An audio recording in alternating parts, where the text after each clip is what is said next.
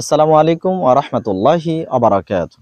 ইন্নাল হামদুলিল্লাহি ওয়াহদা ওয়াসসালাতু ওয়াসসালামু আলা মান লা নাবিয়্যা বা'দা আম্মা বা'দ। সম্মানিত উপস্থিতি, আমরা ধারাবাহিকভাবে আপনাদের সম্মুখে আলোচনা উপস্থাপন করছিলাম কর্মময় ও বরকতপূর্ণ জীবন লাভের উপায়। এ পর্যায়ে আমরা আলোচনা করছি যে কর্মমুখর কর্মময় জীবনের ব্রত গ্রহণ করা।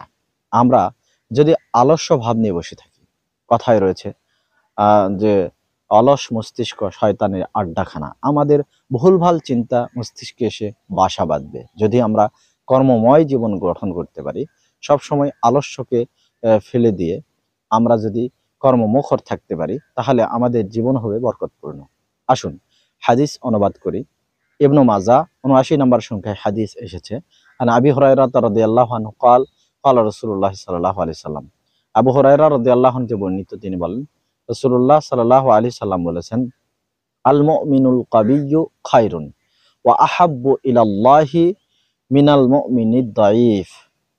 দুর্বল মুমিন অপেক্ষা সবল মুমিন আল্লাহ তাআলার নিকটে অধিক উত্তম এবং প্রিয়। সম্মানিত উপস্থিতি, যে মুমিন কিন্তু দুর্বল আর যে মুমিন শক্তিশালী, একেবারে সবল, পার্থক্য আল্লাহ তাআলার নিকটে ওই সবল মুমিন অধিক প্রিয়, অধিক পছন্দনীয়, কিন্তু দুর্বল মুমিন ততটা প্রিয় নয়। আল্লাহ রাসূল সাল্লাল্লাহু আলাইহি সাল্লাম বলেছেন, ওয়াফি কুল্লি খাইর, কিন্তু উভয়ের মধ্যেই রয়েছে কল্যাণকারিতা। ইহরিস আলা মা ইয়ানফাউক, তুমি সেই বিষয়ের যত্নবান হও যাতে তোমার জন্য কল্যাণকারিতা রয়েছে। সুবহানাল্লাহ। এরপর তিনি বলেন, ওয়াস্তাইন বিল্লাহ, তুমি আল্লাহ তাআলার নিকটে সাহায্য কামনা করো, ওয়ালা তাআজাজ, আর অক্ষম হয়ে যেও না।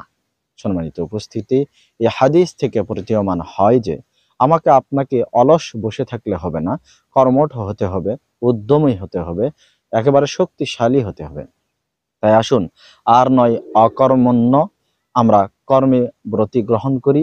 আল্লাহ তাআলা আমাদেরকে সঠিকভাবে কর্ম সম্পাদন করে শক্তিশালী মুমিন হওয়ার তৌফিক দান করুন। আমিন। ওয়া আখিরু দাওয়ানা আনিল হামদুলিল্লাহি রাব্বিল আলামিন। আসসালামু আলাইকুম ওয়া রাহমাতুল্লাহি ওয়া বারাকাতুহু।